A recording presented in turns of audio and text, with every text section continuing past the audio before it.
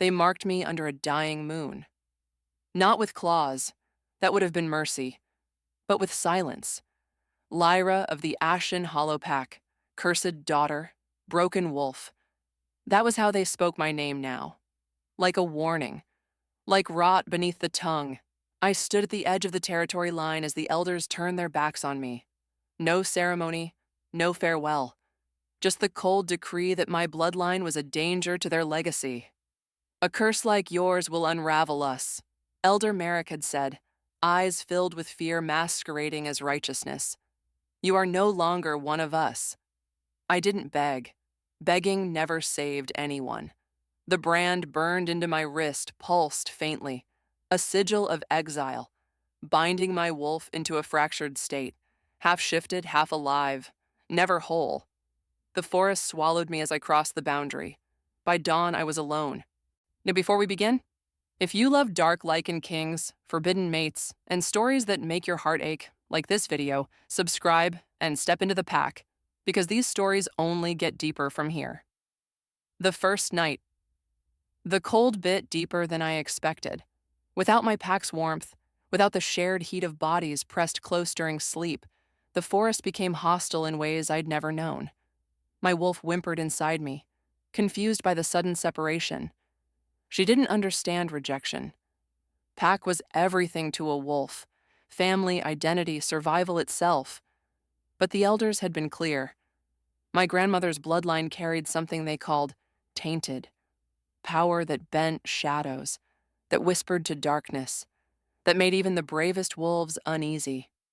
3 generations back, my ancestor had been something more, or something less, than pure wolf. And now I paid the price. I found shelter in a hollowed oak, its roots creating a small cave barely large enough for my body. As I curled into the darkness, exhaustion finally claimed me. But sleep brought no peace. The dream. In the dream, I ran. Not away from something, but toward it. The forest opened before me like a living path, trees bending, shadows guiding. The moon hung impossibly large overhead, silver light pouring down like liquid blessing. A figure stood in a clearing ahead, tall, broad-shouldered, eyes that burned gold even in dreams. "You're not cursed," he said, voice like thunder rolling across distant mountains. I tried to speak, but no sound came. He stepped closer, and I saw the alpha authority radiating from him like heat, a power that made my wolf submit and rebel simultaneously. "You're something else entirely," he continued, "and they fear what they cannot control." "Who are you?" I finally managed. He smiled, dangerous, beautiful. "You'll know soon enough." I woke gasping, his golden eyes still burning in my mind. Survival. The curse made everything harder. On good days, my wolf responded sluggishly, allowing partial shifts, claws when I needed to climb, enhanced senses when I hunted. On bad days, she vanished entirely, leaving me fully human and vulnerable. Hunters learned my scent within the first week. I heard them talking around a campfire one night, hidden in the branches above. "Cursed wolf, fetched Marcus 3,000 last month," one said, sharpening a silver blade. "Heard this one's different, though," another replied. "Shadows follow her. Unnatural. All the more reason to bag her." I fled before dawn, leaving no trail they could follow. But they were persistent. Elena's sickness. 2 weeks into exile, a dream wasn't a dream. Elena stood before me, younger sister, barely 16, her face pale and drawn. In the dream space where our bond still held, I saw the truth. She was dying. "Lyra," she whispered, tears streaming. "The healers say there's nothing they can do." "What happened?" "Shadow lung. It started after you left." Her voice cracked. "They won't help me. They say our bloodline is cursed, that I'm not worth the resources." Rage boiled in my chest. "I'll fix this." "How? You're exiled. You can't come back." "I'll find another way." In the morning, I sought out a rogue healer, an old wolf who lived beyond pack boundaries, serving anyone who paid. When she examined the connection I still held to Elena through our blood bond and clicked her tongue. Shadow lung, she confirmed. Rare, deadly, spreads through the lungs like frost creeping across glass. There's a cure? One, nightshade bloom. But it only grows in one place. My heart sank before she said it. Shadowmere territory. Roman's reputation. Everyone knew of Roman, Alpha of Shadowmere, the northern territory that had once been the strongest pack until tragedy struck. 15 years ago, his father had been murdered. His mother had vanished, and Roman, barely 20, had taken control with a ruthlessness that became legend. They said he killed challengers without mercy, that his wolf was larger than natural, touched by something ancient, that he trusted no one and wanted no mate. I had sworn, like every wolf from Ashen Hollow, that I would never step foot in Shadowmere. Our packs had been enemies for generations, blood feuds running deep as rivers. But Elena's labored breathing haunted every moment. Love makes liars of vows. The decision I spent 3 days preparing.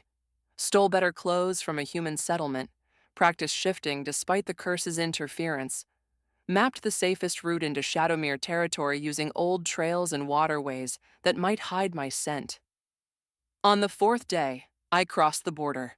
The forest changed immediately. Trees grew taller here, their trunks scarred with territorial markings.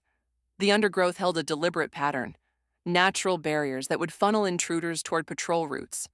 Every 100 yards, I found evidence of Shadowmere's organization, scent markers, sight lines, even buried alarms made of bells and wire. Roman ran his territory like a military campaign. I avoided the obvious paths, moving through the densest brush, accepting scratches and bruises as the price of stealth. For 6 hours, I navigated deeper, following the mental map I'd memorized. The nightshade bloom grew near a sacred grove, a place of old magic that even Shadowmere wolves avoided during certain moon phases. I found it as dusk fell. The clearing opened like a secret, hidden behind a waterfall of hanging moss. And there, growing in a perfect circle, were the flowers, petals like midnight, centers glowing faint silver.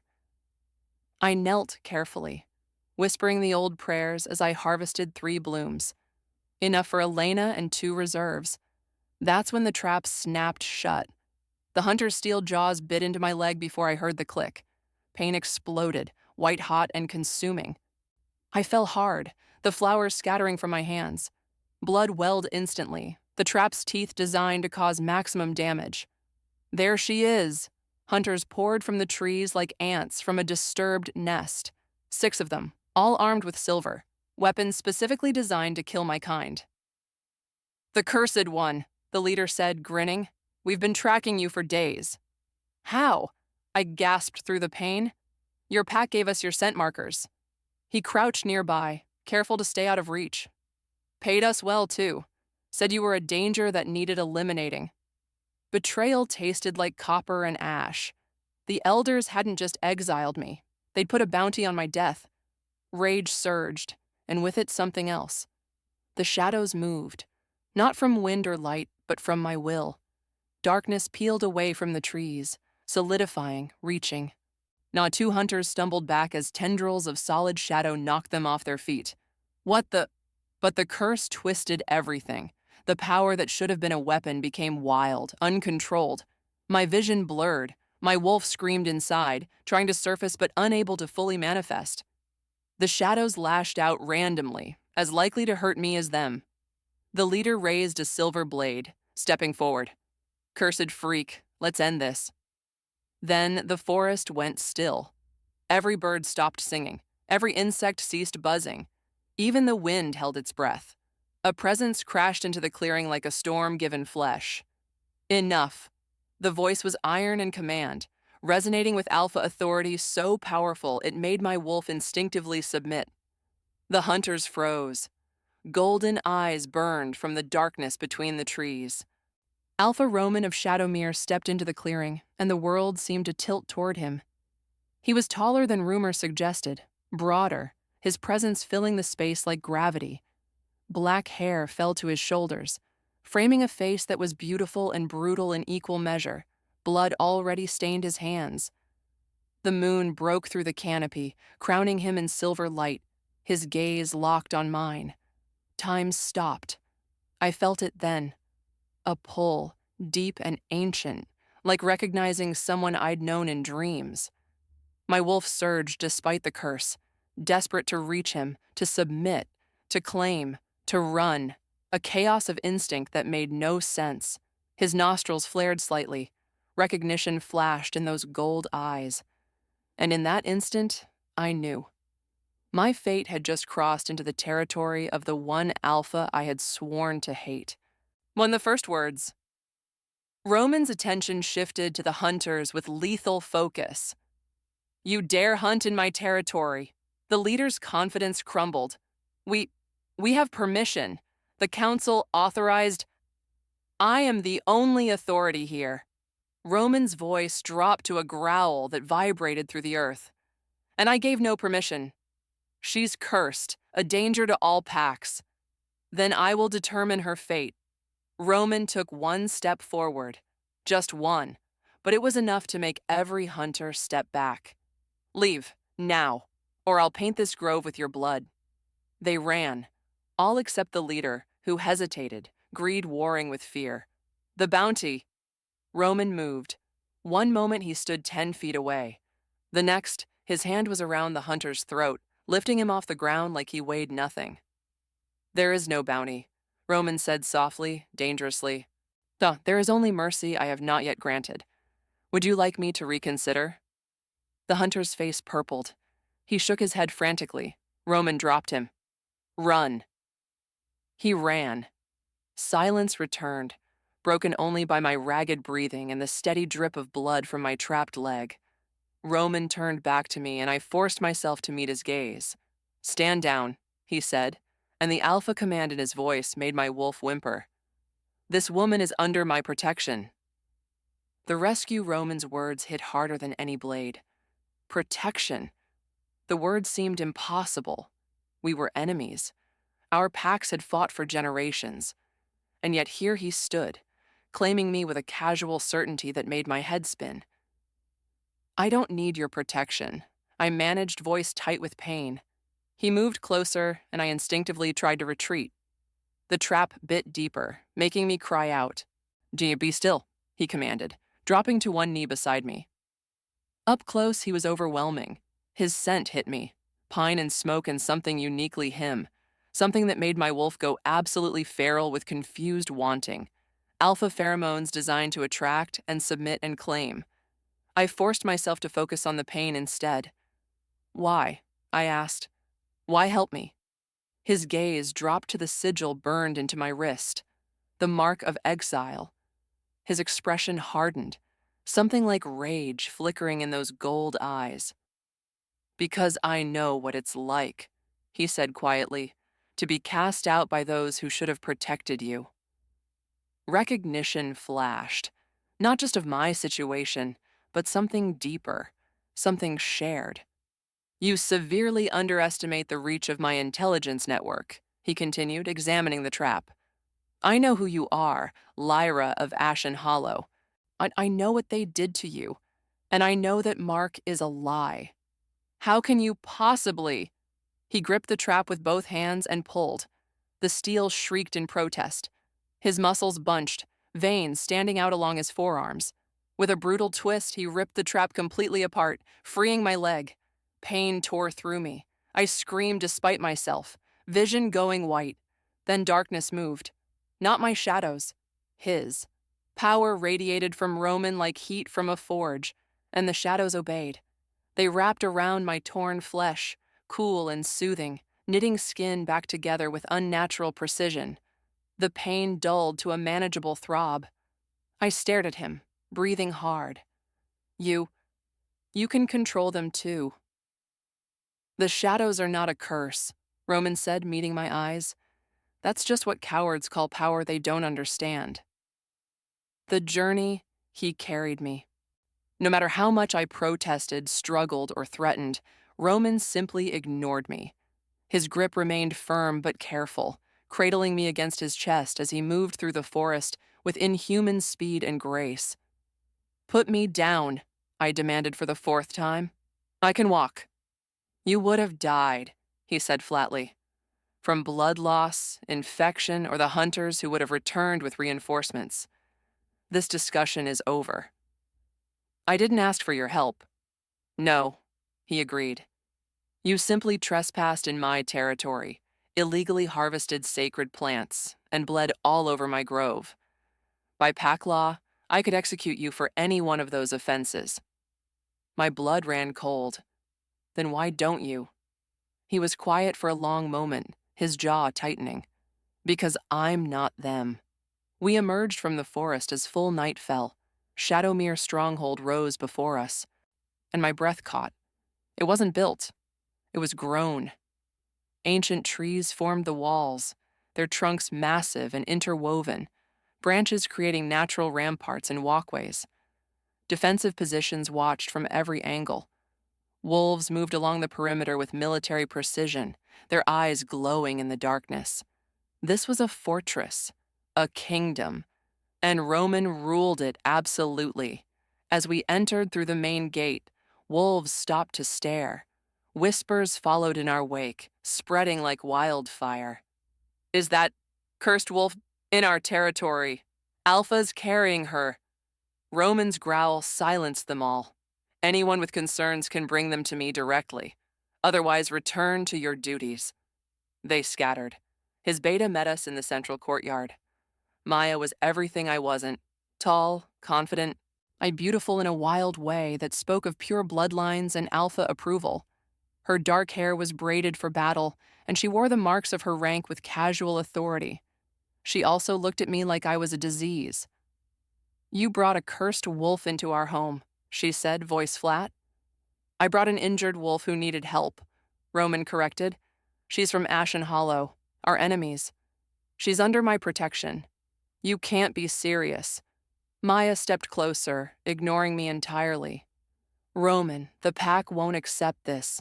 They already question your judgment, and now you're harboring. Say that again. The temperature dropped. Roman's voice remained quiet, but the alpha command underneath made Maya physically flinch. Her wolf submitted instantly, head bowing, throat exposed. I apologize, Alpha. This wolf is now a member of this pack, with all the protections that entails. Anyone who challenges that challenges me. His eyes swept the gathered crowd. Is that understood? Murmurs of agreement, none of them happy. Roman carried me deeper into the stronghold, finally setting me down in a room that was sparse but clean. A bed, a window, a door that probably locked from the outside. Rest, he said. Maya will bring food and medical supplies. This is a prison. This is survival. He moved to the door, then paused. Hunters are coordinating. Someone leaked your existence to them. Until I know who and why, you're safest here. And you think it was my pack? No, he said coldly. I know it was the council. The words settled like poison between us. The Council of Alphas, the governing body that oversaw all packs, maintained treaties, and enforced ancient laws. Now, they were supposed to be neutral arbiters, but power corrupted, and the council had power over everyone. Why would they want me dead? Roman's expression went carefully blank.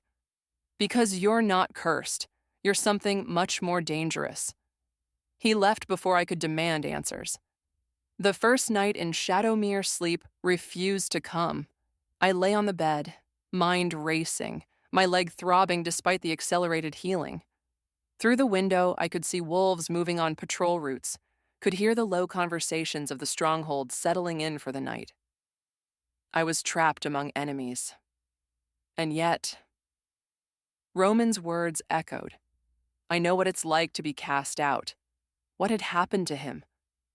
The rumors were vague, a tragedy 15 years ago that had left him Alpha too young, too alone, but no one spoke details. As if the truth was too terrible to voice. A knock interrupted my thoughts. Maya entered without waiting for permission, carrying a tray of food and medical supplies. She set it down with barely controlled violence. You should know, she said, voice tight. that he's risking everything for you. I didn't ask him to. No, you just stumbled into his territory, bleeding and cursed, and triggered every protective instinct he's spent years burying. She laughed bitterly. Do you have any idea what the pack is saying? They think you've bewitched him, that the curse is spreading. I'm not cursed. Then what are you? I met her gaze. I don't know yet. Something in my honesty made her pause. She studied me for a long moment, and I saw calculation behind the anger. Roman doesn't trust easily, she finally said. And he doesn't help outsiders. Ever. The fact that he helped you means something. I just haven't figured out what yet. Maybe he's just a better person than you give him credit for. Maya's laugh was sharp. Roman isn't good. He's practical. And right now, protecting you serves some purpose I don't understand. She moved to the door. But I'll be watching. And if you hurt him, curse or no curse, I'll kill you myself. The door closed with a definitive click. Alone again, I finally let exhaustion claim me. But my dreams were full of golden eyes and shadows that moved like living things. Training and tension. Morning came with shouting. I jerked awake to find Roman standing at my window, arms crossed, watching something in the courtyard below. His expression was thunderous. What's happening? I asked, struggling upright. Training, he said shortly. Maya's pushing the wolves hard, preparing for something. What? War. He turned to face me. The council doesn't like uncertainty, and you, Lyra, are a very large uncertainty. I processed that. They're going to attack? Probably. He moved away from the window, radiating restless energy. But not directly. They'll use proxies, mercenaries, hunters, maybe even other packs who owe them favors. They'll make it look justified. Because of me. Because of what you represent. He stopped, seeming to war with himself. Do you know what your bloodline really is? Cursed, tainted, dangerous. Take your pick. Wrong. Roman moved closer, and my breath caught. Your grandmother's line traces back to the old ones. The first wolves, before packs, before territories. Before we split into neat little hierarchies that the council could control. I stared. That's a myth. Is it? He gestured to my wrist. Then explain how you can control shadows. Explain why your wolf doesn't obey normal rules. Explain why the council wants you dead badly enough to hire professional killers. My mind reeled. If that's true, why didn't my pack... Your pack was terrified, Roman interrupted, because that kind of power doesn't submit easily. And the council has spent centuries ensuring that anyone with old blood is either controlled or eliminated. How do you know all this? His jaw tightened. Because I'm old blood too. The revelation hung between us like a live wire. The tragedy 15 years ago, I said slowly. Your parents were murdered, he finished. By council agents who thought a 12-year-old alpha with old blood would be easy to control or kill. His smile was bitter. They were wrong. Roman, I survived, took control, made Shadowmere strong enough that the council couldn't touch us without exposing themselves. He met my eyes. But I've been waiting. For others like me. For proof that the old blood still runs true. And you think I'm that proof. I know you are. He stepped closer, close enough that I could feel the heat radiating from him. Your power will change everything, Lyra, and there are those who will kill to claim it. The attack. It came that night.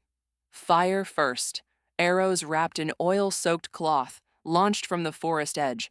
They struck buildings, trees, anything flammable. Alarms shrieked. I was on my feet instantly, still wearing the borrowed clothes Maya had grudgingly provided. Roman appeared in my doorway, already half-shifted, his eyes burning gold. Stay here. Not a chance. He grabbed my arm as I tried to push past. You're not ready. Neither were you at 12, I shot back, but you survived anyway. Surprise flickered across his face. followed by something that might have been respect. Fine. Stay behind me.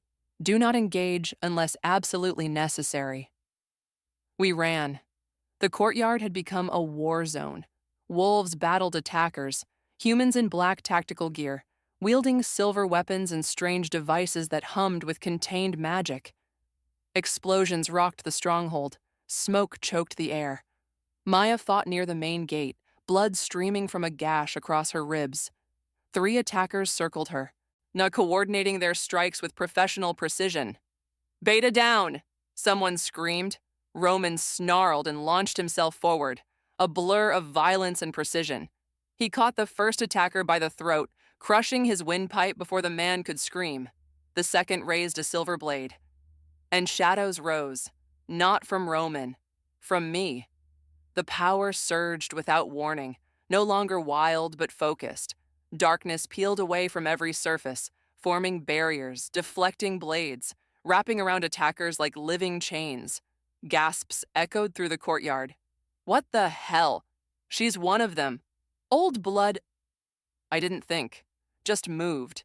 The shadows obeyed instantly, protecting Maya, disarming attackers, creating openings for Shadowmere wolves to strike. Power flowed through me like water through a broken dam, vast and ancient and terrifying.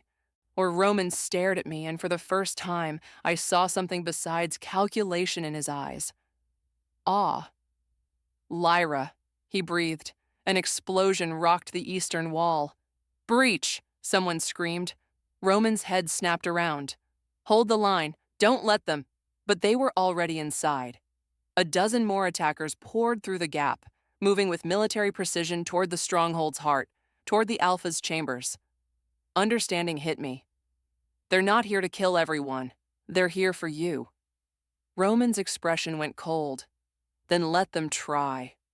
He shifted fully. The transformation was immediate and absolute. One moment he stood as a man. The next, a massive black wolf towered where he'd been. Larger than natural, eyes burning gold, power radiating from every line. Ancient, primal, unstoppable. He launched himself at the attackers. And the battle became a massacre. The aftermath. By dawn, it was over. Shadowmere stronghold stood, damaged but unbroken. Bodies littered the courtyard. Attackers all, eliminated with brutal efficiency. Healers moved among the wounded Shadowmere wolves, but miraculously none had died. I sat on the steps of the main hall, exhausted, my hands still trembling from the power I'd unleashed. The shadows had retreated but remained close, as if waiting for another command. Roman approached, back in human form, blood staining his skin. "You saved us," he said quietly. "We saved each other." He sat beside me, close enough that our shoulders touched. The simple contact sent warmth through my entire body.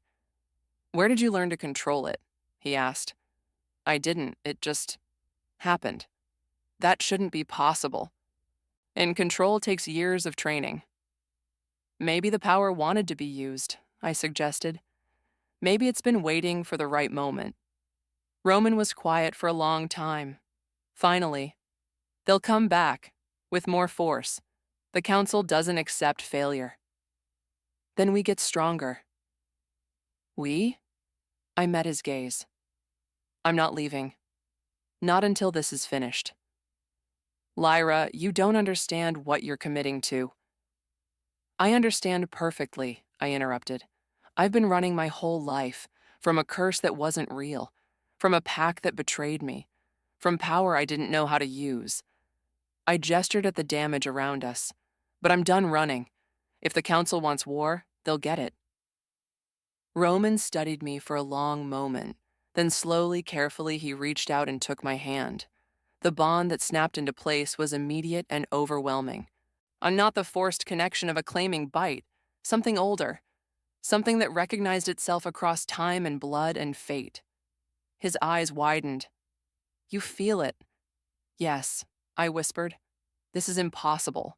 The mate bond doesn't manifest without what? A ceremony? Council approval?" I laughed bitterly. "Roman, we're old blood. We don't follow their rules."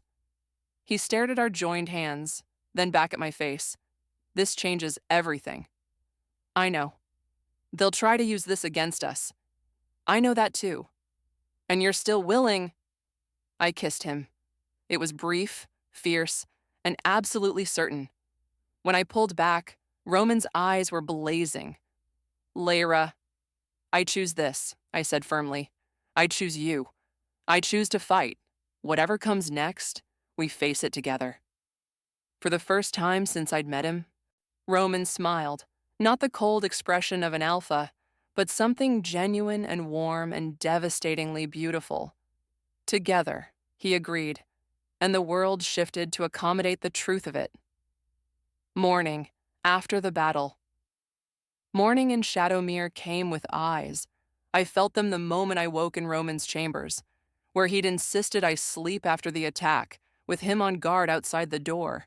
Every wolf in the stronghold was watching now, whispering, wondering. Cursed wolf, old blood, mate, the words tangled together, creating a narrative I wasn't sure I understood myself. Roman stood at the foot of the bed when I opened my eyes, arms crossed, expression unreadable. But I could feel him now through the bond we'd somehow formed, a constant awareness of his emotions, his presence, his protective fury. "Ah, you're healing faster than expected," he said, gaze dropping to my leg where the trap wound had already reduced to a faint scar. "I always do. That's not normal. Neither is your interest in me." A corner of his mouth twitched. "Fair." He moved to the window, looking out over the stronghold. "The pack is divided. Half see you as a valuable asset. The other half see you as a threat." "And you?" Roman turned, golden eyes intense. "I see you as mine to protect." The possessiveness in his tone should have made me bristle. Instead, my wolf purred with satisfaction, and warmth curled low in my stomach. Dangerous territory. "I don't need protection," I said, forcing steadiness into my voice. "I need training." "Training? If I'm going to fight, I need to understand this power. Control it properly, and not just let it explode when I'm desperate." I stood, crossing to stand before him. "Teach me." Roman studied me for a long moment, then nodded slowly. "Meet me on the northern training grounds after breakfast. Wear clothes you don't mind destroying."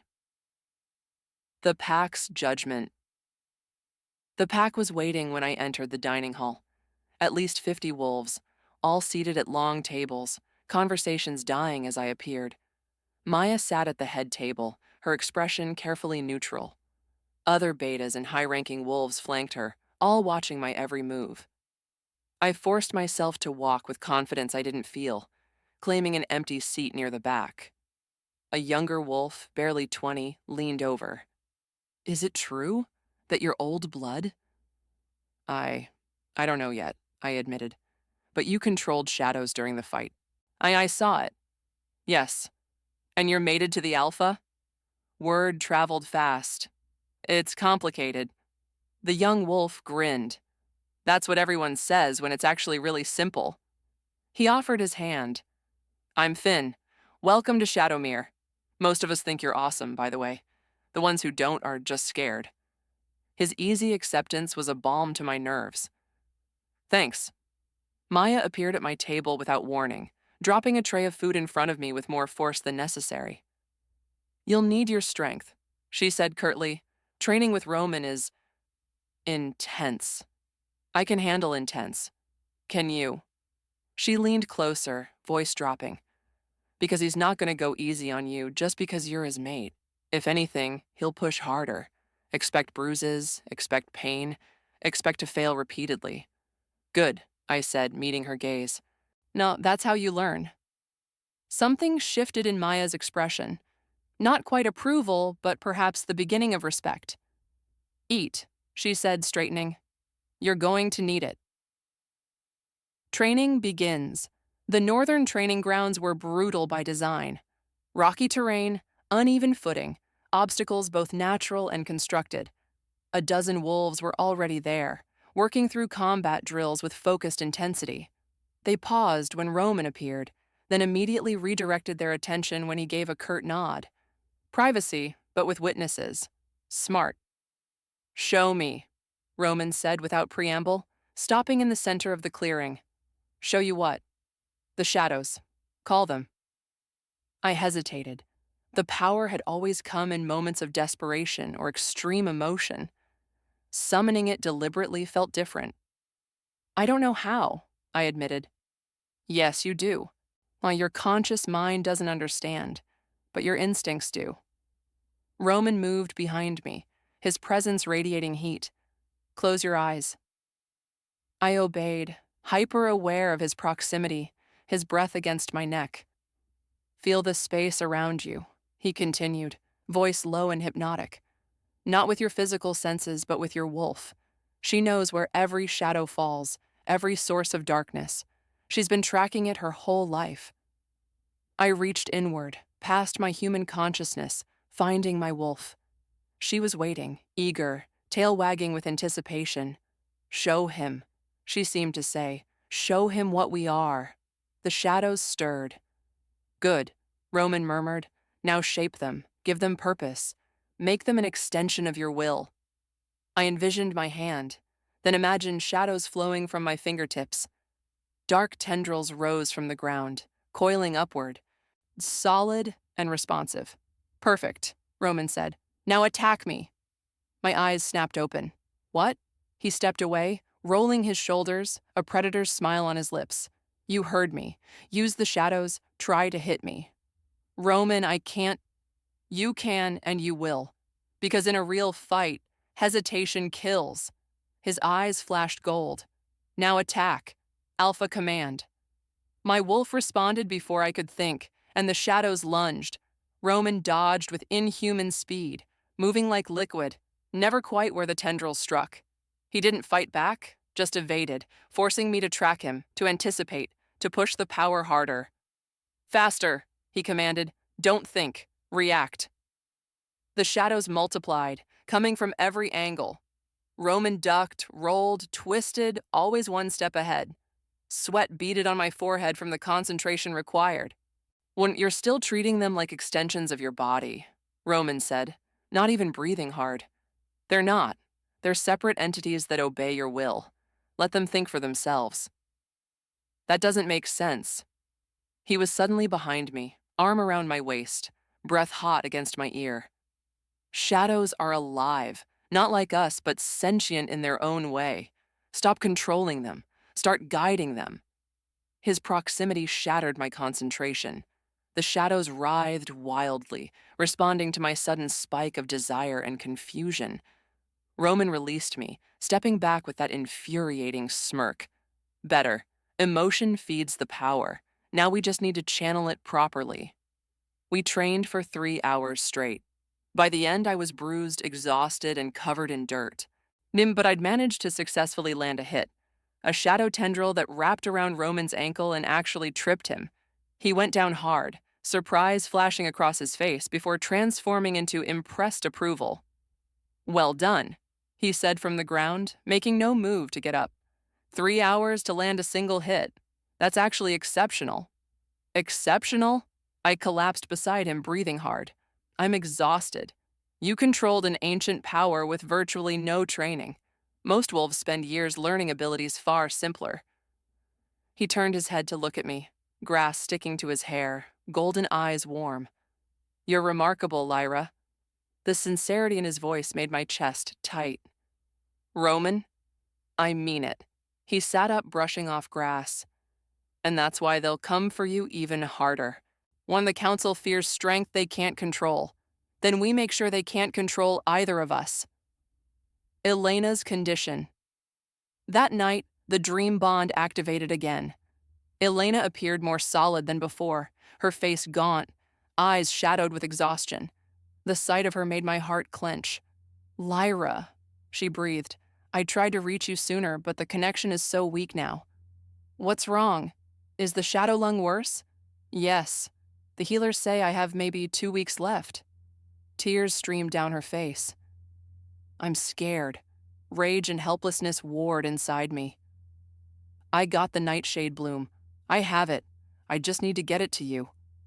You can't come back. They'll kill you. Then I'll find another way. Roman's voice came from behind me, solid and real despite the dream space. We'll find another way. Elena's eyes widened. Who Alpha Roman of Shadowmere, he said, stepping into view within the dream. His presence stabilized the connection, making Elena appear more solid. Your sister is under my protection, which extends to you. I don't understand. I have wolves watching you, Roman continued. Discreet surveillance. They can deliver the cure without revealing themselves. Hope flared in Elena's expression. You can do that? I can do many things when properly motivated. His gaze shifted to me, warm and possessive. And your sister is very good motivation. The bond between us pulsed, and Elena's eyes widened further. You're mated. It's complicated, I said quickly. It's really not, Roman countered with a slight smile. After Elena faded, weak but hopeful, I turned to Roman. We stood in the liminal space between sleeping and waking, I existing in a bubble where only truth could survive. You didn't have to do that, I said. Yes, I did. He moved closer, cupping my face with both hands. What hurts you hurts me. That's how this bond works. That's how I want it to work. Roman. I leaned into his touch, letting my guard drop completely. I'm terrified. Of what? Of this. Of feeling this much for someone I barely know. Of the way you look at me like I'm something precious instead of cursed. Tears pricked my eyes. Of losing you the moment I admit how much you've come to mean to me.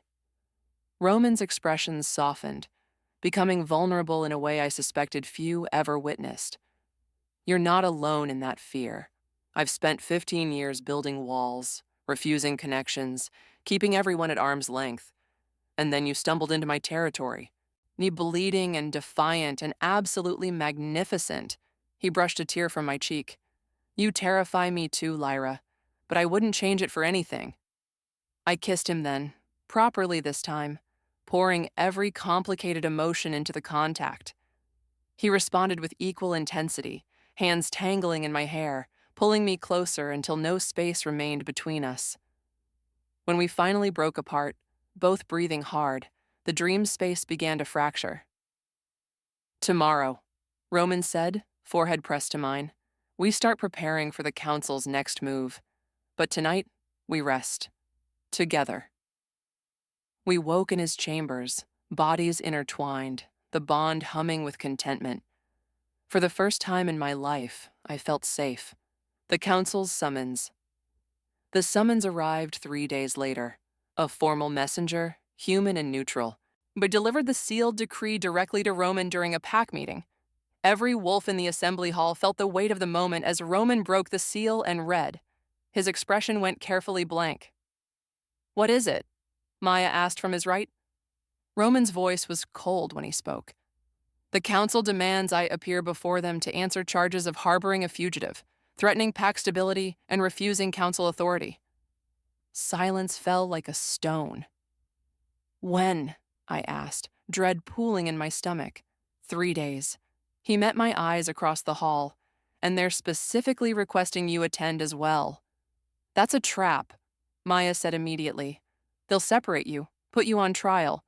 I know what they'll do. Roman interrupted, but refusing will give them cause to declare Shadowmere in rebellion. That they'll sanction military action against us. Let them try, growled one of the senior wolves. We can defend our territory. Against the combined forces of every pack under council control? Roman shook his head.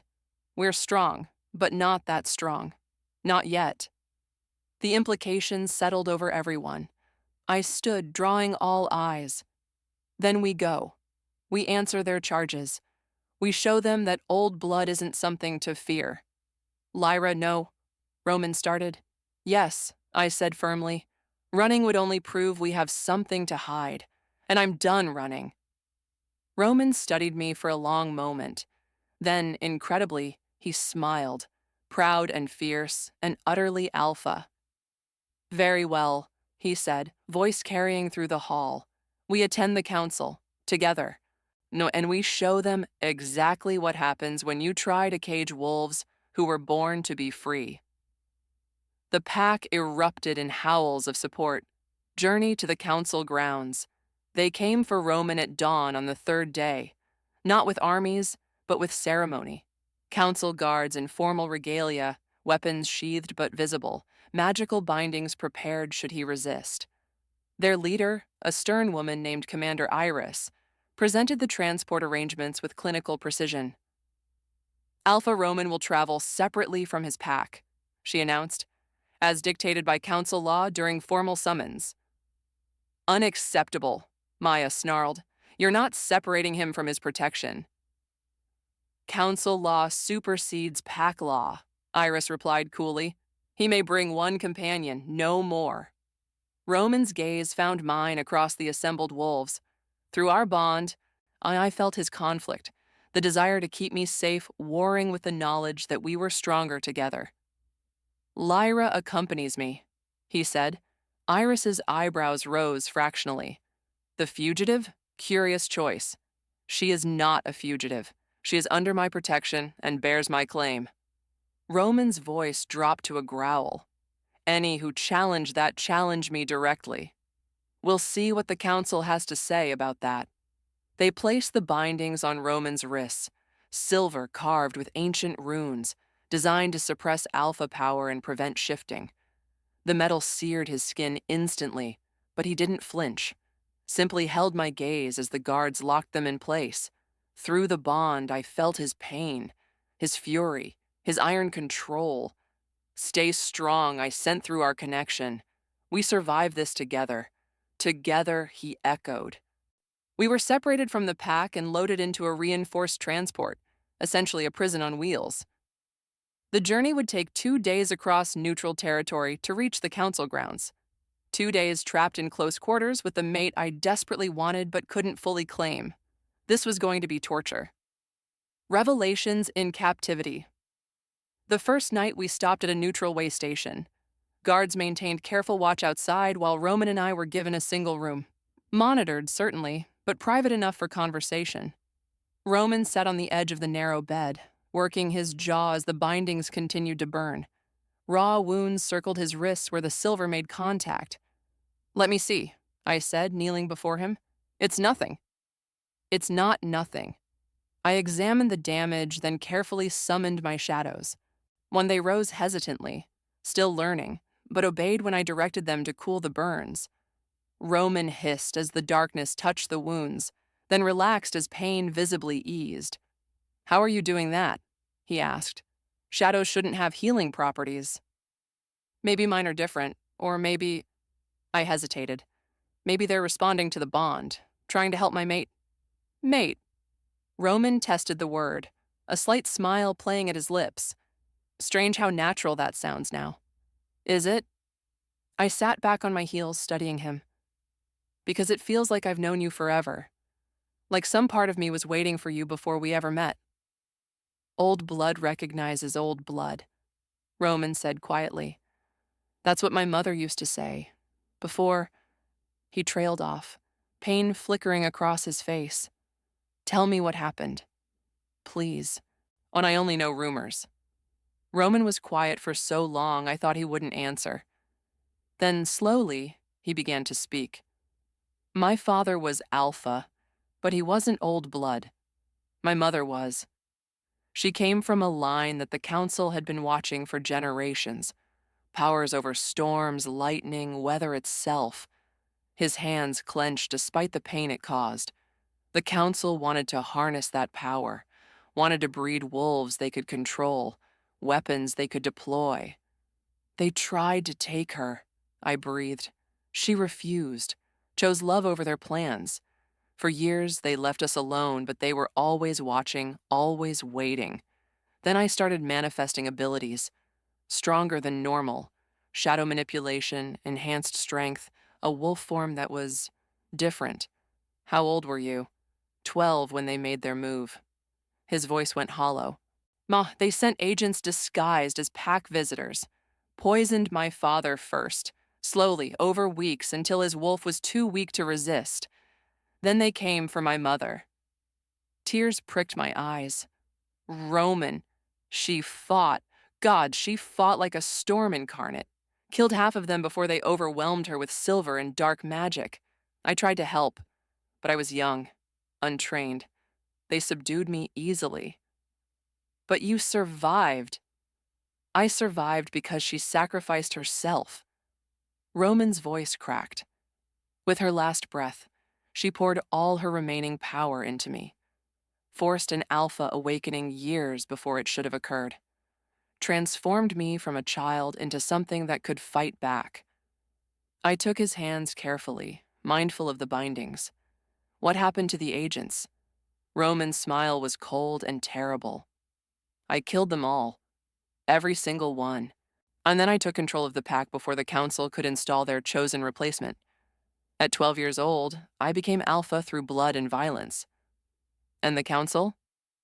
Couldn't touch me without exposing their own crimes.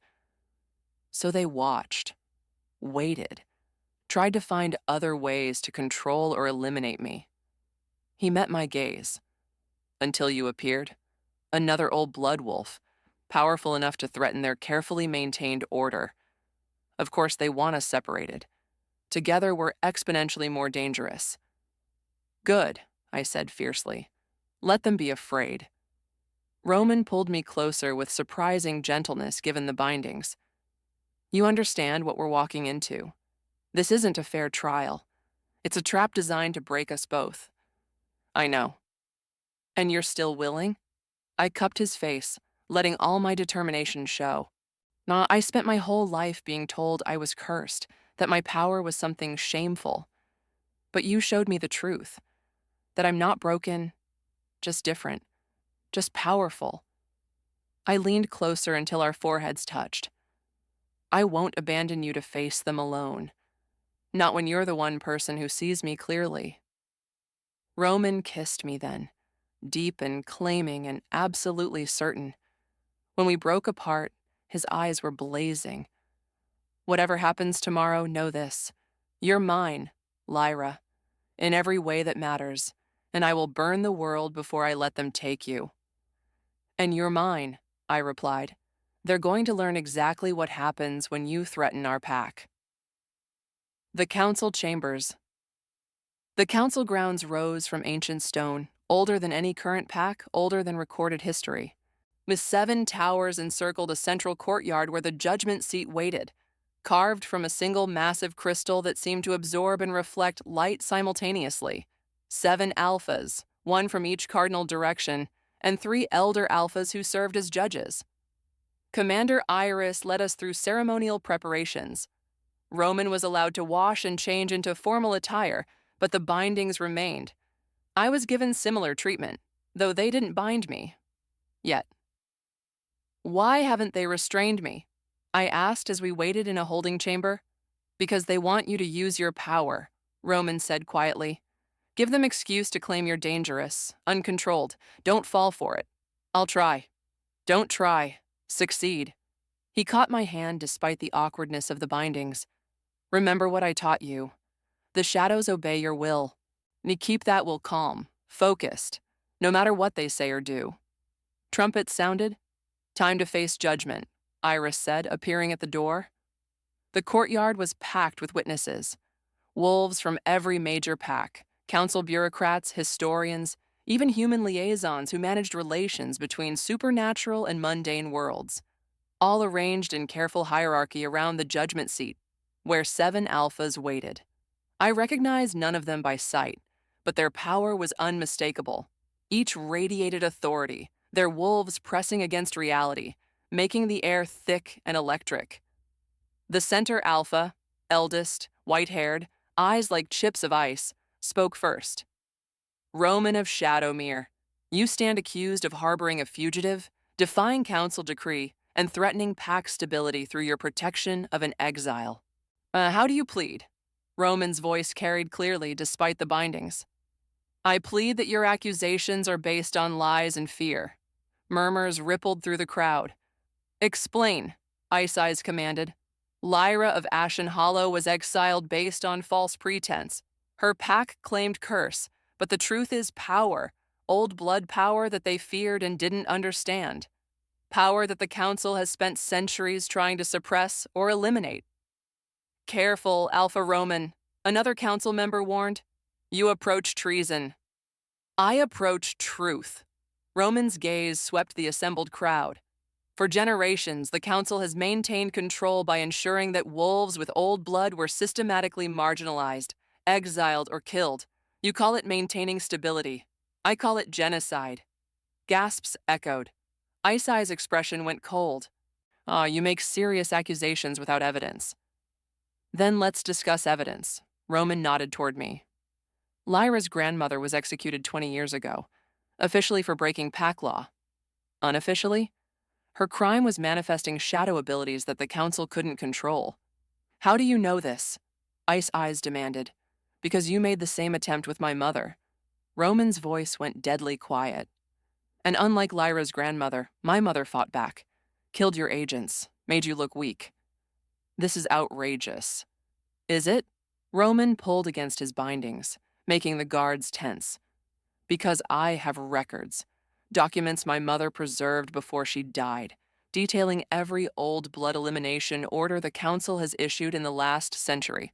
Names, dates, methods, all signed by Council members. The revelation hit like a bomb. On Ice Eyes stood, face flushed with rage. You dare! I dare because I'm done pretending. Roman's eyes blazed gold despite the suppression bindings.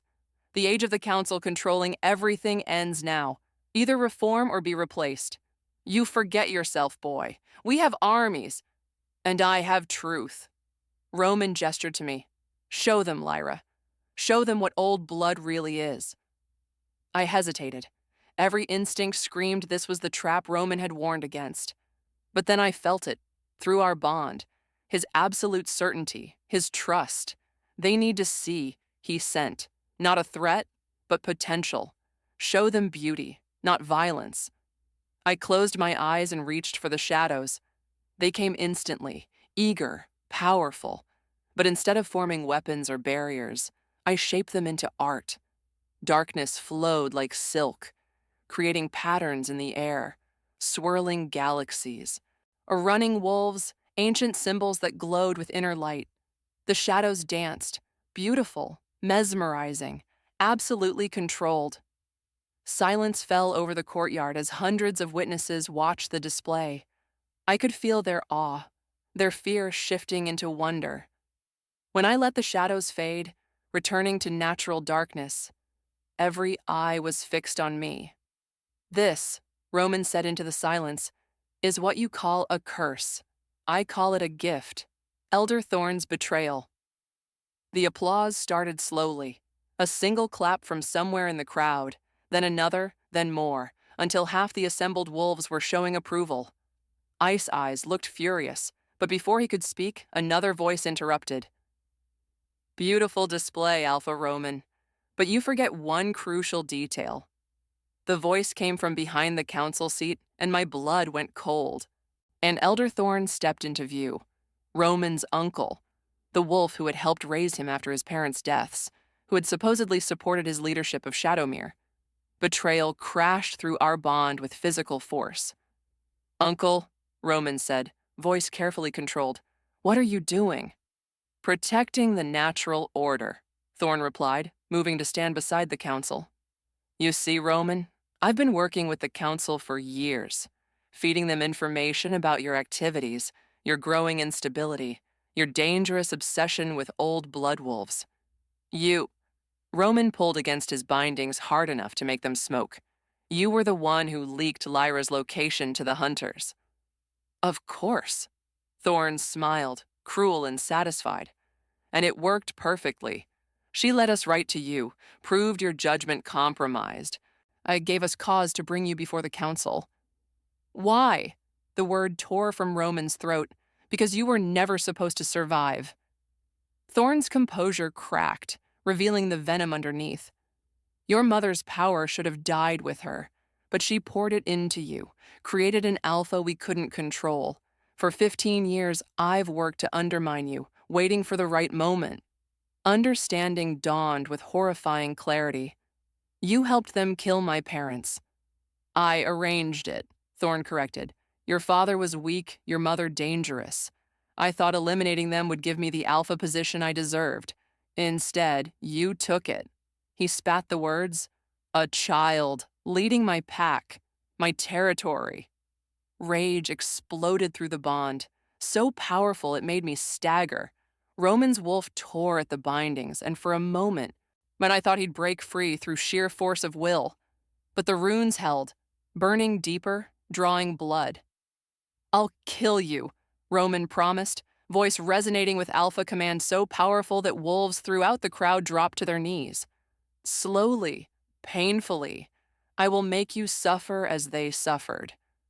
You'll do nothing, Thorn said smugly, because the council is about to pass judgment, and that judgment is death.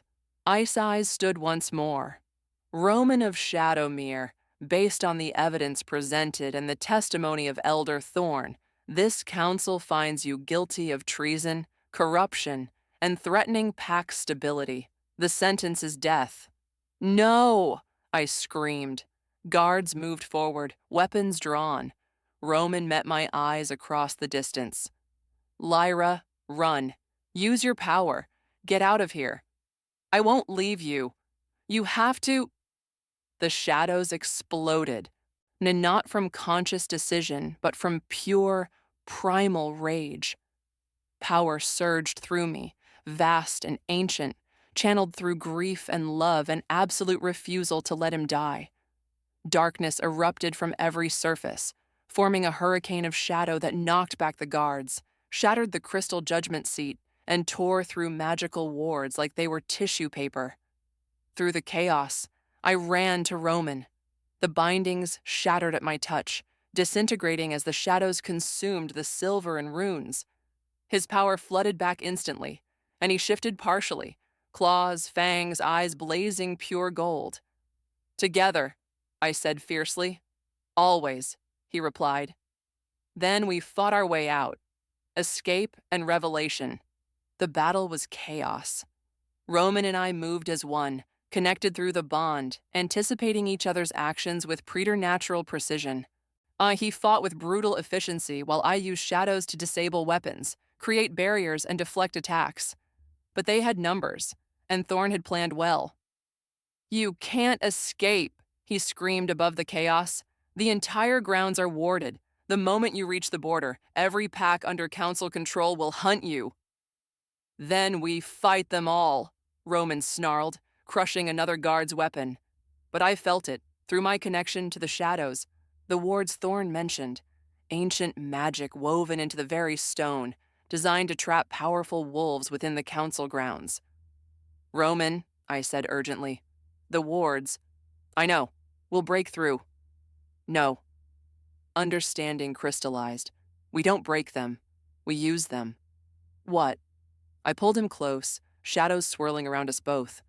The wards are designed to contain power. But power can be redirected, turned back on itself. Through the bond, I showed him what I felt. The ward structure, the weak points, the way the magic flowed. His eyes widened. That's insane. If you miscalculate, I won't. Lyra, trust me. Roman stared at me for one heartbeat, then nodded sharply. Do it. I reached for the shadows, but not just the physical ones. The shadows within the wards themselves, darkness woven into magic, forgotten but still present.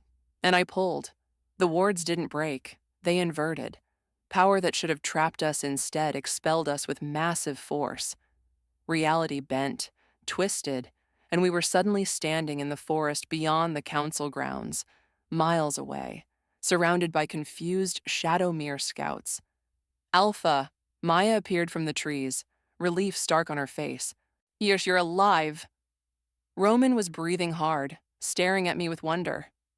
You reversed an ancient ward network. I told you I wouldn't leave you, I replied simply. The bond hummed between us, stronger than ever. But celebration would have to wait, because in the distance, horns sounded. The council had declared war. The shadow war begins. War did not arrive with trumpets or formal declarations. It came with whispers. Within days of our escape, every pack under council influence received the same message. Roman of Shadowmere was declared rogue. Any wolf who harbored or aided him would face immediate sanction. And Lyra, I was branded an abomination to be eliminated on sight. The council wanted us dead. But more than that, they wanted us discredited. Rumors spread like wildfire that Roman had been corrupted by forbidden magic, that I had bewitched him, destroyed his judgment, that old blood wolves were unstable, dangerous, prone to violence. Some packs believed it, others waited to see which way the wind would blow, and a precious few, sent secret messages of support. We remember, one message read, "We remember the old ways." Shadowmere became a fortress under siege. Not with armies at the gates, but with isolation, with propaganda, with economic pressure as the council cut us off from trade routes and alliances. Maya coordinated defense with impressive efficiency, but even she couldn't hide the strain. "Supplies are running low," she reported during a war council meeting. "The council's blockade is effective. We have maybe 3 months before we start facing serious shortages." "Then we break the blockade," Roman said. "Against combined pack forces? That's suicide." "Not if we have allies." He looked at me. "The messages we've received, wolves who remember the old ways. It's time to call them in." I nodded slowly. "But we need to give them something to believe in. Not just words, but action. Proof that old blood isn't something to fear." "What did you have in mind?" "A gathering," I said, the idea crystallizing as I spoke. "We invite every wolf who has ever felt the pull of the old magic. Show them what we are, what we can do. Build a coalition." "That's incredibly dangerous," Maya pointed out. "You'd be exposing yourselves to potential enemies." "We're already exposed," Roman countered. "The question is whether we hide and wait for them to destroy us piece by piece or take the offensive." The decision was made. We sent out the call. The gathering the old blood. They came in ones and twos at first.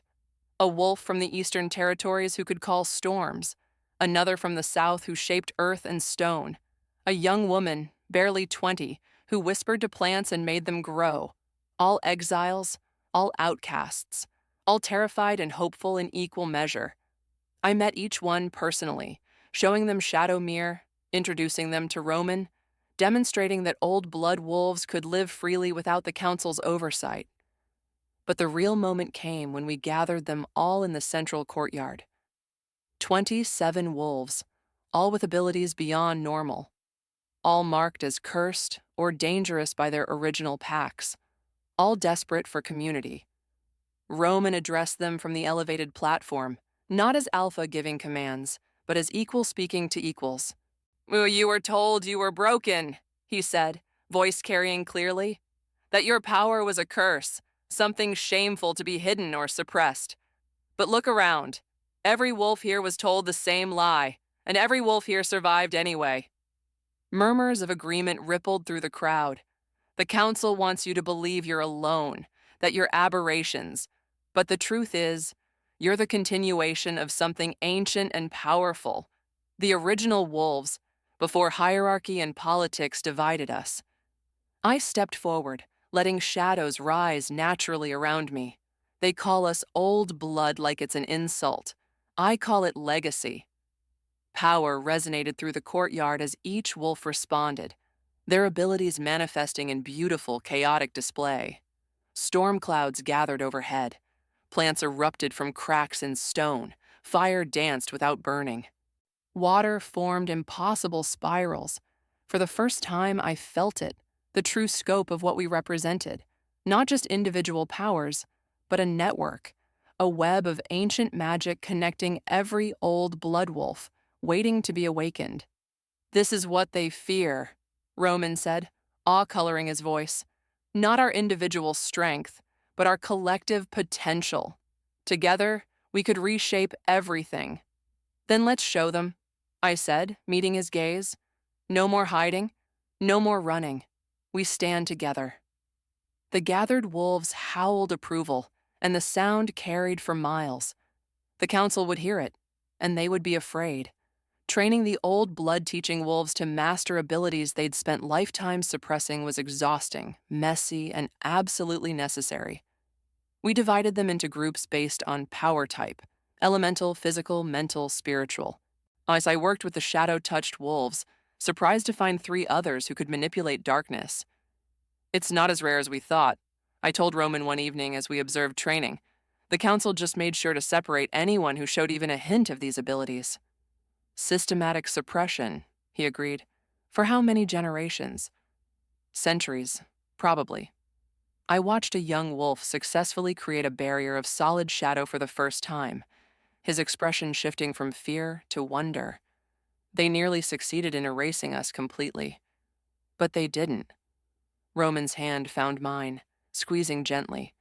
Because you can't truly kill something that's woven into the essence of what we are.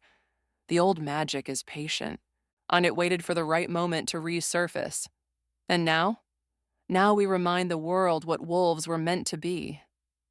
The training intensified over the following weeks. Wolves who could barely manifest their abilities began showing real control. Those who had been strong grew exponentially more powerful. And the network between us strengthened. I felt it one night during meditation. Threads of connection linking every old blood wolf in Shadowmere. Not forced bonds, but natural resonance. Our powers recognizing and amplifying each other. Roman, I breathed, opening my eyes to find him watching me. I can feel all of them. Every single old blood wolf, like stars in a constellation. His expression went very still. That shouldn't be possible without a formal pack bond. It's not pack bond, it's something older. I stood, on letting him feel through our mate connection what I sensed. The original wolves didn't need formal hierarchies because they were all connected this way. One consciousness distributed across many forms. A true collective. Yes. I met his gaze. And if we can fully awaken it, we could coordinate like nothing the council has ever seen, he finished, every wolf moving with perfect unity, powers combining and amplifying. The question is, can we teach others to access it? We spent the next 3 days experimenting. It turned out that the key was vulnerability, truly lowering mental barriers, trusting the network enough to let it in. For wolves who had spent years hiding their abilities, being defensive, it was incredibly difficult, but slowly, painfully, they learned, and the network grew stronger. They're to the council's response. The council's attack, when it came, was surgical and brutal. They sent specialized teams, not regular pack warriors, but trained hunters with anti-magic weapons, silver ammunition, binding spells. They hit our supply lines first, cutting off the last remaining trade routes. Then they targeted isolated old blood wolves who hadn't yet reached Shadowmere. The first death came through the network. I felt it like a knife to the chest, a sudden violent severing as one of the connected wolves was killed. Her name was Sarah, a young water worker from the Western Territories who had been traveling to join us. She died screaming, and through the network, we all heard it. They know, Roman said grimly after we recovered from the psychic shock. They know about the network, and they're trying to break it by eliminating wolves one by one. Then we accelerate the timeline, Maya said. Bring everyone here now, damn the risk. Agreed. Roman turned to me. Can you use the network to send a message? Warn everyone? I'd never tried deliberately communicating through it, but I reached for the threads of connection and pushed. Come now, I sent, letting urgency color the thought. The council is hunting. Shadowmere offers protection. Come now. The response was immediate. Acknowledgement from dozens of wolves across multiple territories, all feeling the message simultaneously. Over the next week, our numbers swelled. 40 wolves became 60, then 80, then over 100. Shadowmere groaned under the strain, but held, and the council grew desperate. The Thorn's obsession. Elder Thorn appeared one night in a vision, not a dream, but a direct magical intrusion into my consciousness. The shadows rebelled instantly, trying to expel him, but he held firm through sheer force of will. Impressive, he said, looking around at the dark mindscape. Roman chose well, I'll give him that. You're far more powerful than your grandmother ever was. Get out of my head, I snarled. In a moment. First, I have a proposition. I'm not interested in anything you have to say. Not even if it means saving Roman's life? Thorne smiled coldly. The council is planning a full assault, every pack under their control, unified in a single strike. Shadowmere will fall, and everyone inside will be slaughtered. We'll fight, and you'll lose. He moved closer, expression calculating. But there's another option. Or surrender yourself to the council. Let them study your power, learn to replicate it. In exchange, they'll spare Roman and Shadowmere. You're insane if you think I'd trust the council. Not the council. Me. Thorne's eyes gleamed. I convinced them to make this offer. Because unlike those fools, I understand what you represent. The old magic could revolutionize everything if properly harnessed. You mean controlled? Same thing. He spread his hands. This is your choice.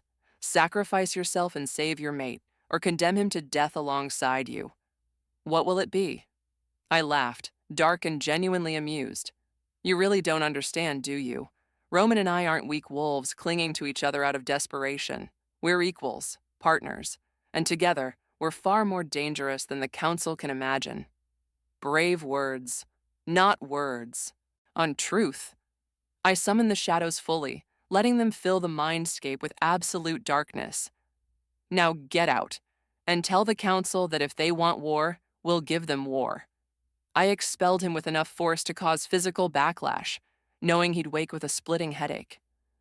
When I opened my eyes, Roman was there, concern etched on his face. Thorne? He asked, trying to manipulate me into surrendering. I told him everything about the vision and the council's planned assault. Roman's expression went cold and calculating. Then we don't wait for them to attack. We strike first. The first strike. We chose our target carefully, a council outpost on the border between neutral territory and pack lands, used to coordinate their military operations. Taking it would disrupt their command structure and send a clear message. De Roman led the strike force personally. 20 wolves, all old blood, moving with the perfect coordination that the network provided. I stayed behind despite desperately wanting to join, accepting that my role was to maintain the network connection, providing real-time intelligence and support. Through the network, I experienced the entire operation. Roman's group approached at midnight, using shadow-touched wolves to conceal their movement. When they struck, it was with overwhelming force, not killing unnecessarily, but completely dismantling the outpost's ability to function. Guards were subdued with precision, communications equipment destroyed, records and battle plans seized. The entire operation took less than 20 minutes. When Roman returned victorious, blood splattered but uninjured, the entire stronghold erupted in celebration. First strike successful, he reported to the assembled leadership, and we recovered valuable intelligence. Maya spread captured documents across the war table. Troop movements, supply routes, command structure. She looked up, eyes bright with possibility. With this, we can stay ahead of them, pick our battles, fight on our terms. But they'll retaliate, I pointed out, harder than before. Let them, Roman said firmly. We've spent too long reacting. It's time to show the council that old blood wolves won't be hunted anymore. We're taking the fight to them. The gathered wolves howled approval. War had begun in earnest, but unlike the council expected, we weren't prey anymore. We were predators. The network expands word of our first strike spread rapidly through underground channels. More old blood wolves came forward, not just individuals, but small groups, even entire family lines that had been hiding their abilities for generations. With each new arrival, the network grew stronger, more complex, more capable. I spent hours each day maintaining the connections, learning to navigate the vast web of consciousness that was forming. Through it, I could sense every wolf linked to the network, their emotions, their locations, their general state. It was exhausting.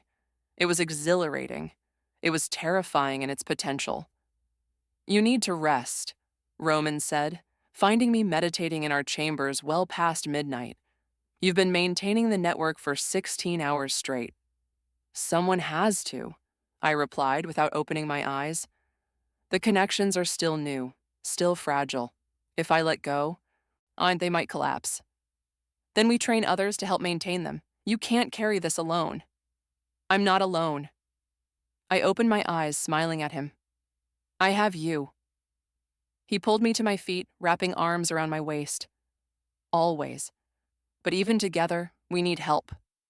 The network is growing beyond what two wolves can manage." He was right, of course. We began training a core group to help maintain the network.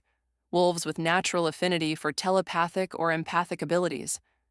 Within days, the burden was shared among 7 of us, making it sustainable.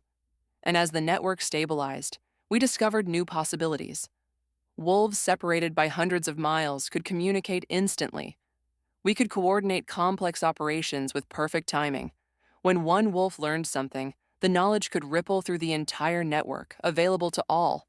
The Council's greatest advantage, numbers, was being neutralized by our unprecedented coordination. "This changes everything," Maya said during strategy session.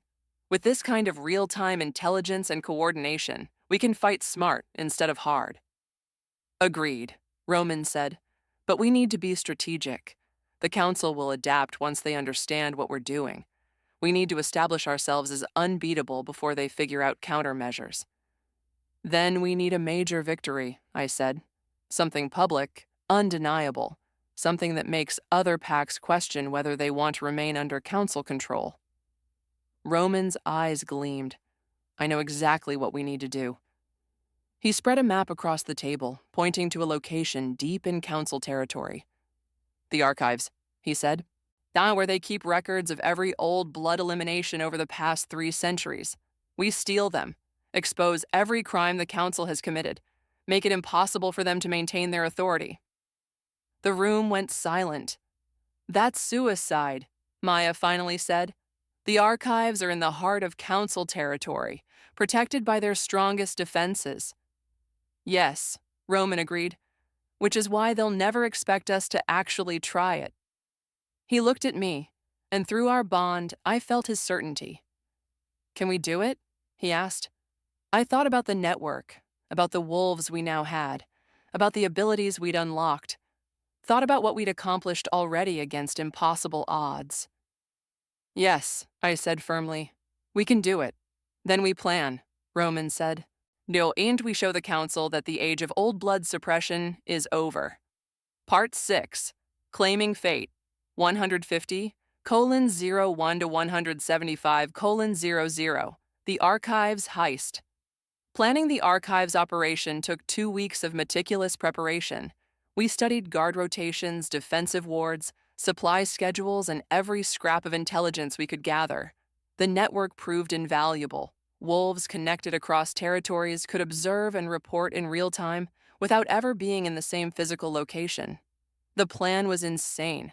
30 wolves would infiltrate Council territory, divided into 5 teams with specific objectives: disable perimeter wards, breach the archives building, locate and copy the records, extract without casualties, and disappear before reinforcements arrived. All within a 2-hour window. "No, this is the most aggressive operation we've ever attempted," Maya said as we finalized details. "If we fail, we won't fail," Roman interrupted, "because failure means extinction. The Council will use our defeat as proof that old blood wolves are dangerous and unstable. We succeed, or we lose everything." I felt his determination through the bond, rock solid and unwavering. "Then we succeed," I said simply. The night of the operation arrived with a new moon, minimal light, maximum shadow for my team to manipulate. We approached the archives through underground passages that hadn't been used in decades, old smuggling routes that intelligence suggested still existed. The network hummed with coordinated precision, every wolf aware of every other's position and status. Team 1, breach initiated, Mets came through the network as the perimeter wards began to fall. Team 2, approaching building, resistance minimal. Team 3, standing by for entry signal. My team, Team 4, waited in the shadows beneath the archives itself, ready to move the moment the building was breached. Through the network, I felt Roman's presence commanding Team 1, his alpha authority radiating even at a distance. Breach successful, he sent. Team 4, you're clear to enter. We moved. The archives were massive, thousands of years of records stored in temperature-controlled vaults, magically preserved, cross-referenced with obsessive detail. We'd spent days memorizing the layout, identifying which sections contained the elimination orders. Third floor, eastern wing, I directed, leading my team through empty corridors. The other teams were creating diversions throughout the building, pulling guards away from our actual target. We reached the vault door, massive steel reinforced with magical wards that should have been impenetrable. Should have been. I pressed my hands to the metal and summoned the shadows. They poured from my palms, seeping into the ward structure, finding the tiny gaps where darkness naturally existed in any spell. Then I pulled, unraveling the magic from the inside out. The wards collapsed with a sound like breaking glass. 2 minutes, I said, checking our timeline. The team worked with practiced efficiency, photographing every document, creating perfect digital copies that could be distributed worldwide.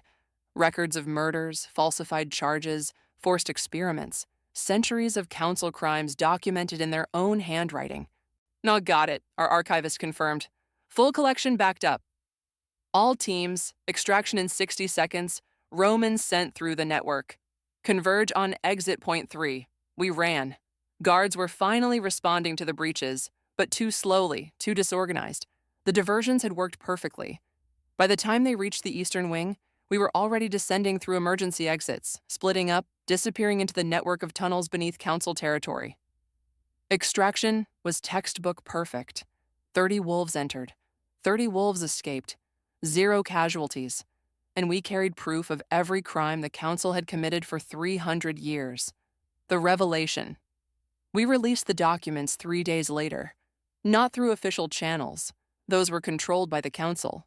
Instead, we used the underground network of information that existed among all supernatural communities, distributed copies to human journalists who specialized in supernatural affairs, posted everything on secure servers accessible to anyone who knew where to look.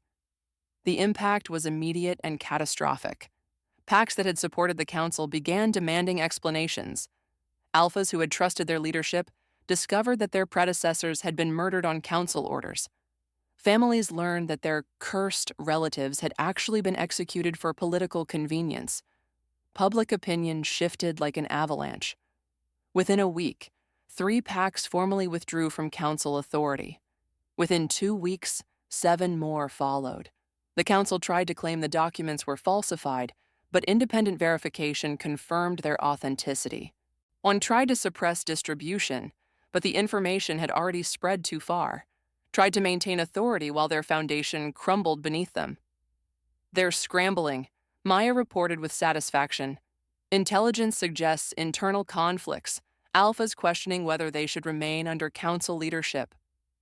"Good," Roman said, "but we can't let pressure off. They're wounded, not defeated. Wounded predators are the most dangerous." He was right. The council's response came in the form of a formal challenge, a blood duel.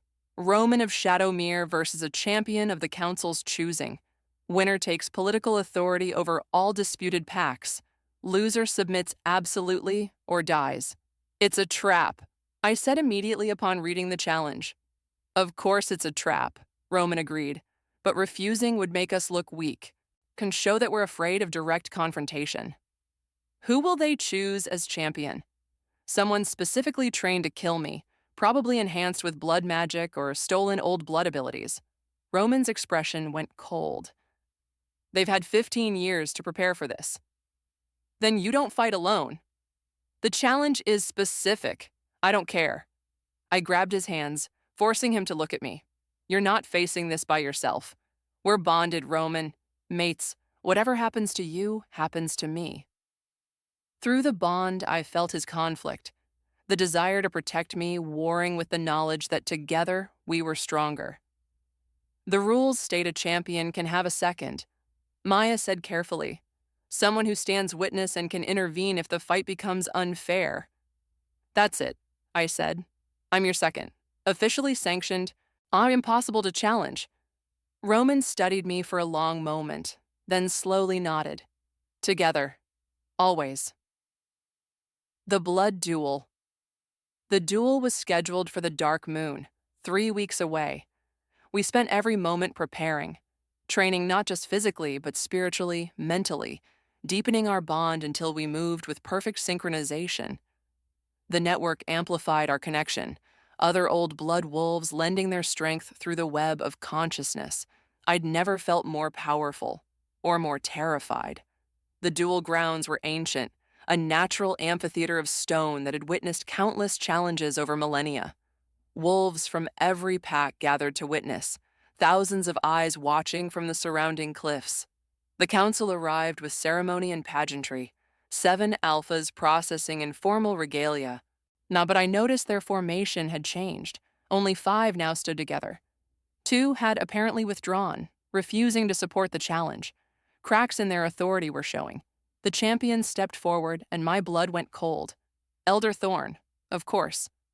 Who better to face Roman than the uncle who had already betrayed him once? But Thorn looked different. Larger, muscles enhanced beyond natural proportion. His eyes glowed with unnatural light, red instead of gold. Runes covered his visible skin, still raw from recent carving. They'd transformed him into a weapon. "Hello, nephew," Thorn said, voice distorted, resonating with stolen power. "Ready to join your parents?" Roman's control was absolute, but through the bond I felt his rage, white-hot, barely contained. "Ready to pay for their murders," Roman replied coldly. The challenge was officiated by a neutral party, an ancient wolf who served as witness for both sides, ensuring rules were followed. "Blood duel, fought until submission or death," the official intoned.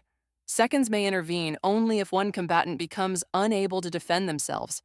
The winner claims political authority as witnessed by all packs present.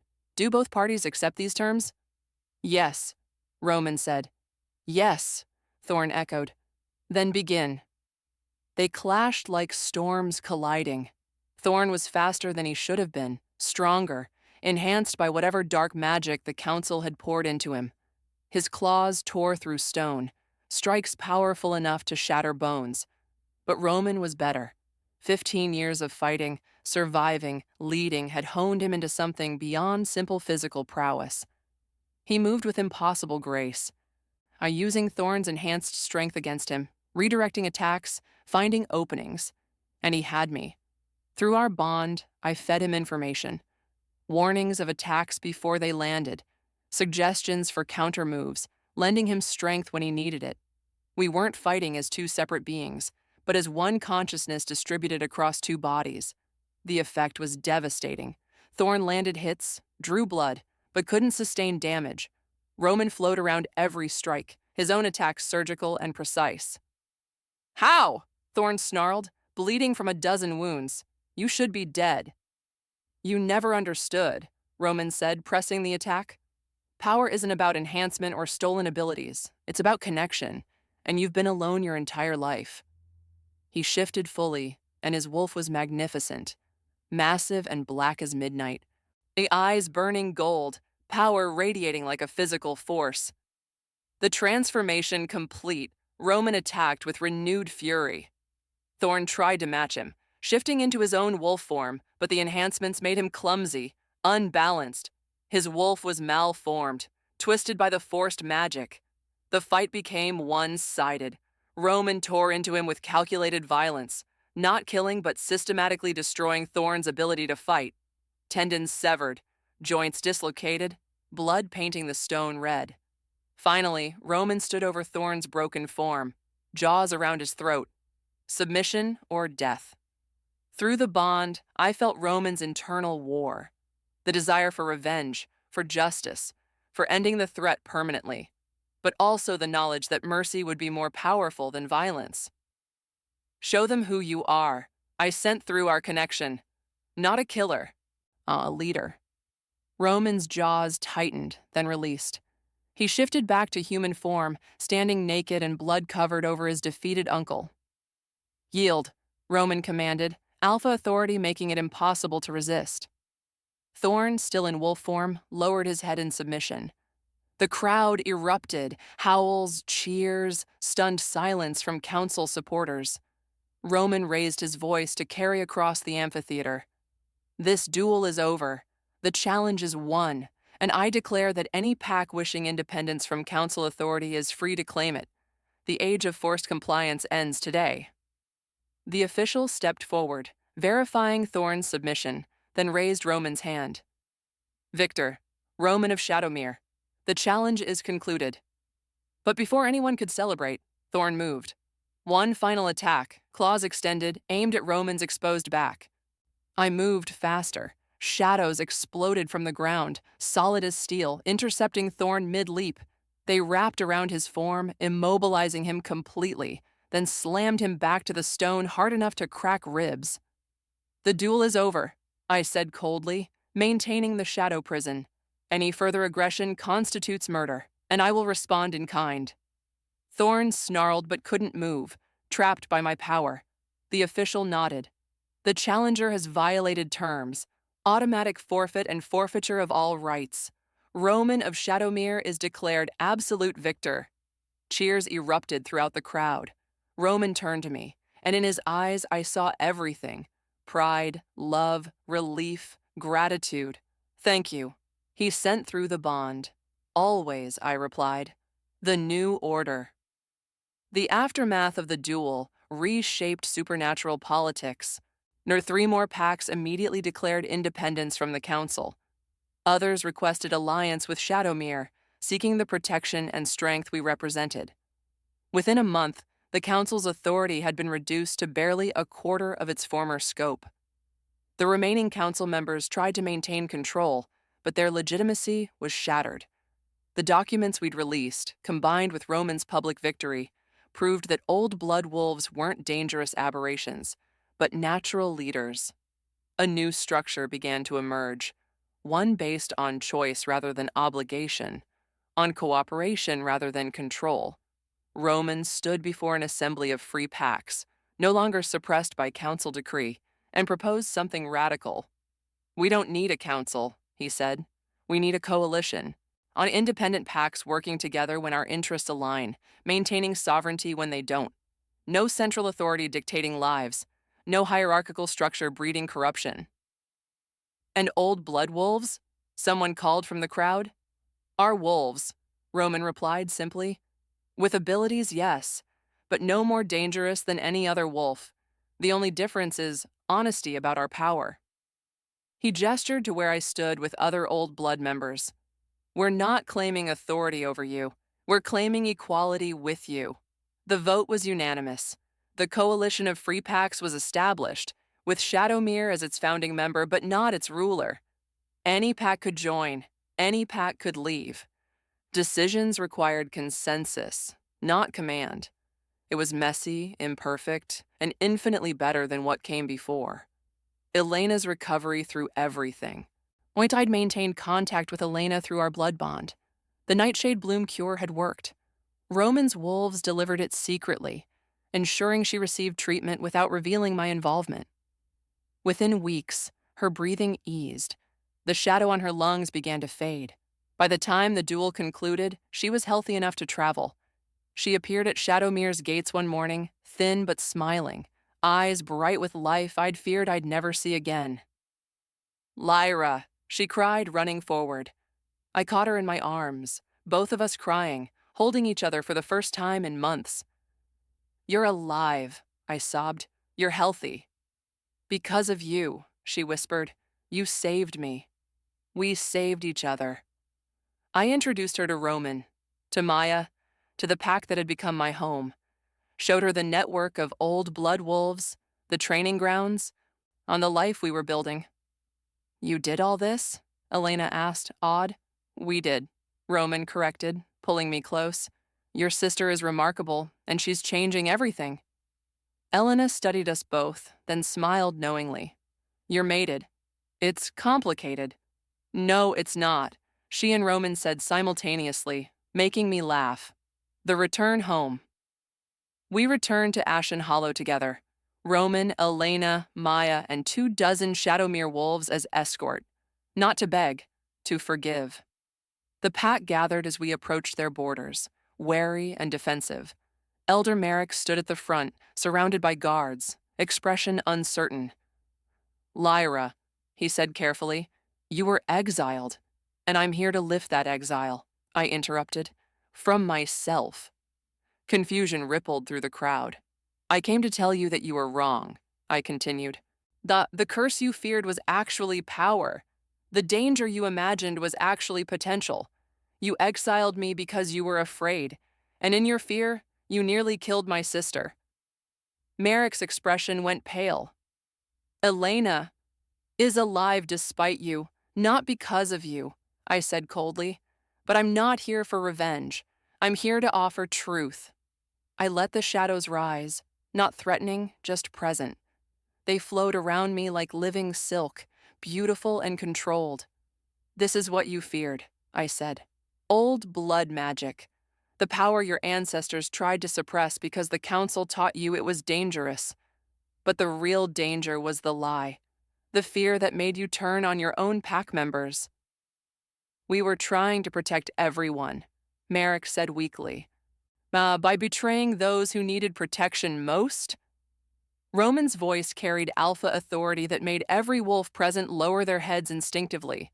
That's not strength. That's cowardice disguised as duty. Silence fell.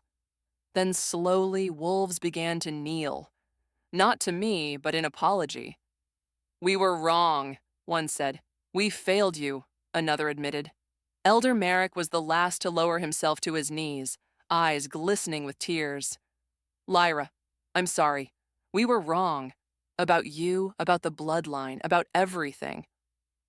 I looked at these wolves who had cast me out, who had sentenced me to death, who had nearly killed my sister through neglect. I should have felt satisfaction. Instead, I felt pity. I forgive you, I said quietly. Not because you deserve it, but because carrying that anger would poison me. But forgiveness doesn't mean forgetting. Oh, and it doesn't mean I'm returning. I gestured to the mark on my wrist where the exile sigil had burned, now transformed into something beautiful, a scar I wore with pride. The curse was never mine to carry, I said. It was yours, your fear, your hatred of things you didn't understand. I release you from it. I touched my wrist, and the sigil flared once more, then dissolved into light. The curse, such as it ever was, vanished. Live better, I told them. Learn from your mistakes. And if you encounter other old blood wolves, remember this moment and choose differently. We left Ashen Hollow behind, not in exile this time, but by choice. Some things couldn't be reclaimed, but some things didn't need to be. The bonding ceremony. Under the full moon, surrounded by free packs and old blood wolves, Roman and I completed our mate bond. But it wasn't the ceremony tradition demanded. No council oversight, no formal approval, no political maneuvering, just truth between equals. We stood in the center of Shadowmere's courtyard, hands joined, the network humming with approval from every connected wolf. Lyra, Roman said, voice steady and sure. You are my mate, my equal, my partner in all things. I claim you not as possession, but as choice. Not as weakness, but as strength. Will you accept this bond? I will, I replied, feeling tears track down my cheeks. And Roman, you are my mate, my equal, my partner in all things. I claim you not as submission, but as freedom. Not as obligation, but as love. Will you accept this bond? I will. The bond snapped fully into place, not forming, but completing. It had always been there, waiting for acknowledgement, for acceptance, for truth. Power surged between us, our abilities intertwining, amplifying. Through the network, every old blood wolf felt the resonance, adding their strength to ours. For a moment, we weren't just two wolves. We were the entire network, hundreds of consciousnesses joined in perfect unity. We were the old magic, awakened and acknowledged. We were the future the council had tried to prevent. When the power settled, Roman and I stood changed, stronger, more complete, ready for whatever came next. 5 years later, the child was born under a full moon, her first cries echoing through Shadowmere with a power that made every wolf present stop and listen, not in fear, in recognition. Roman held our daughter with reverent care, this tiny perfect thing we'd created. Her eyes, barely open, already glowed with the distinctive gold of alpha lineage. But more than that, shadows flickered at her fingertips, old blood, running strong and pure. "She's beautiful," Maya whispered from the doorway, her own pregnant belly visible beneath her tunic. The Pax Beta had found her mate among the old blood wolves, another sign of how much had changed. "She's everything," I corrected, exhausted but radiant with joy. Elena appeared next, no longer the sick child, but a healthy young woman who had discovered her own abilities: healing, accelerated regeneration, gifts that made her invaluable to the Coalition's medical teams. "Can I hold my niece?" she asked. Roman carefully transferred the baby to Elena's arms, and our daughter immediately calmed, sensing family. "What will you name her?" Elena asked. Roman and I exchanged glances, having already decided but waiting for the right moment to share. "Iria," I said, for the song of the old magic, finally free to be heard. Through the network, now maintained by dozens of trained wolves and encompassing hundreds of connected members across all territories, I felt the collective response: approval, joy, hope. The child born of two old bloodlines, conceived in freedom and raised in truth, would grow up in a world nothing like the one we'd known. The Council's remnants sent another message, Maya reported, business even in this intimate moment, requesting formal peace talks. "Let them request," Roman said without looking away from our daughter. "They lost their authority to demand anything. If they want peace, they can accept the new reality or face irrelevance." "The third option is they'll try something desperate," Maya warned. "Let them try," I said calmly. "Now we're not the scattered, frightened wolves they remember. We're organized, connected, and growing stronger every day." The coalition of free packs had expanded beyond anything we'd imagined. What started as Shadowmere and a handful of allies now encompassed over 60 packs across multiple continents. Old blood wolves were teaching their abilities openly, sharing knowledge that had been suppressed for centuries. The world was changing. We were changing it. "Tell me," Elena said, rocking Arya gently, "what do you think her life will be like, growing up old blood in this new world?" Roman smiled, rare and genuine. "Better than ours. That's all that matters." I leaned against him, feeling his warmth, his strength, his absolute certainty through our bond. "She'll know she's powerful without being told she's cursed," I said. "See, she'll train her abilities openly, make friends with other old blood children, maybe even change things we haven't imagined yet. A world where being different is celebrated, not punished," Elena mused. "I like that world." "Then let's keep building it," Roman said. The final vision. That night, as I fed Arya while Roman slept beside us, the old magic spoke, not in words, but in images. Visions of possible futures, paths branching and reconverging. I saw Arya grown, powerful beyond measure, standing with others like her. A new generation of old blood wolves who had never known suppression. Teaching, leading, exploring abilities we'd barely scratched the surface of. I saw the network expanding beyond wolves, connecting all shapeshifters, all supernatural beings who had been divided by fear and politics. A true coalition of equals. And I saw challenges too. New enemies, different threats, the inevitable conflicts that came with change. But through it all, I saw hope. The old magic had been patient for centuries, waiting for the right moment, the right wolves, the right catalyst to break the chains the Council had forged. We had been that catalyst, and our daughter would be the proof that it was worth it. "Thank you," I whispered to the magic, to fate, to whatever force had guided us through impossibility.